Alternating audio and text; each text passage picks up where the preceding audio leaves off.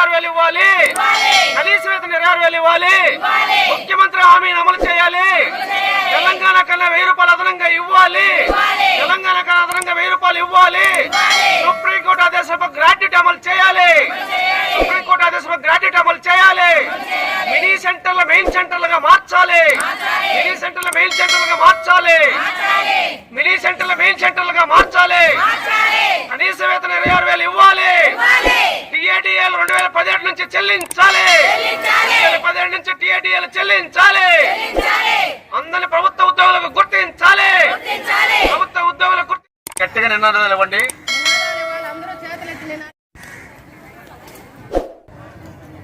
రాష్ట్ర వ్యాప్తంగా 18వ రోజు అంగన్వాడీలో సమ్మె చేస్తూ ఉన్నారు. దీంట్లో సిఐటియు, ఏఐటిసి, ఐఎఫ్టి సంఘాల ఆధ్వర్యంలో, జేఎస్ ఆధ్వర్యంలో జరుగుతూ ఉంది. ప్రభుత్వం శాంతియుతంగా చేస్తున్న ఉద్యమాన్ని అంశాల ప్రయత్నం చేస్తూ ఈరోజు అధికారుల చేత ఉద్యోగులకు పోటీ పెట్టి అంగన్వాడీ తాళాలు పగలగొట్టడం చాలా అన్యాయం, దుర్మార్గం. అదేవిధంగా చర్చల పేరుతో మేము అడుగుతున్నటువంటి అసలైన సమస్య చెప్పకుండా ఆ ఒక్కటి అడగని చెప్తూ మేము అడుగుతుంది కనీస వేతనం 26,000 రూపాయల జీతాలు ఈరోజు ధరలకు అనుగుణంగా ఇవ్వాలని. అదేవిధంగా ముఖ్యమంత్రి చెప్పాడు ఎన్నికల ముందర అసెంబ్లీలో, మా ప్రభుత్వం వస్తే తెలంగాణ కన్నా అదనంగా 1000 రూపాయలు ఇస్తామని. తెలంగాణలో 17,500 రూపాయలు ఉంది, ఈరోజు మాకు 11,500 ఉంది. కాబట్టి 14,600 రూపాయలు జీతం పెంచితేనే ఆయన మాట నిలబెట్టుకుని అడుగుతాడు. అదేవిధంగా ఈరోజు గ్రాడ్యుయేట్ సుప్రీంకోర్టు ఇచ్చిన ఆదేశాల ప్రకారం దాన్ని ఒకటి గ్రాడ్యుయేట్ అమలు చేయాలని, అదేదో మళ్ళా కోర్టుకు పోండి కంటెంప్ట్ దండి అని చెప్పని బొత్స సత్యనారాయణ చెప్తున్నాడు. అది కరెక్ట్ కాదు. ఎందుకంటే పక్కన కర్ణాటక ఇచ్చింది, కేరళ ఇచ్చింది, తమిళనాడు అమలు చేస్తుంది, తెలంగాణ అమలు చేస్తున్నారు. కాబట్టి దానికి అవసరం లేదు. ఆ తీర్పుని ఇక్కడ అమలు చేయటమే మన రాష్ట్ర ప్రభుత్వం. కాబట్టి వెంటనే గ్రాడ్యుయేట్ అమలు చేయాలి. మినీ సెంటర్లు మెయిన్ సెంటర్లు చేస్తాను, 5,000 దాకా ఉన్న సెంటర్లు వాటిని చేయాలి. దాంట్లో ఖాళీ పోస్టులు ఏర్పడితే ఆయాలు భర్తీ చేయాలి. అదేవిధంగా టీఏ 2017 నుంచి ఖాళీగా ఉంటే 2017 నుంచి వాళ్ళు పెండింగ్లో టీఏటీఎల్ ఇవ్వలేదు, వాటిని వెంటనే చెల్లించాలి. అప్పటి నుంచి ఇవ్వకుండా ఇప్పుడు నుంచి ఇస్తామని చెప్పడం మరీ అన్యాయం, దుర్మార్గం. కాబట్టి ఈ విషయాలపైన చాలా శాంతియుతంగా చేస్తూ ఉన్నాం. మొన్న జగన్ పుట్టినరోజుకు ఇస్తారని ఆశ చూసాం, ఏ అక్కమ్మ చెల్లెమ్మలకు ఇవ్వలేదు. అదేవిధంగా క్రిస్మస్ రోజు ఆయన ఆరాధించే దైవం సాక్ష్యంగా ఈ రోజు ఆయన జీతాలు పెంచుకోవడం ఆశ చూశారు.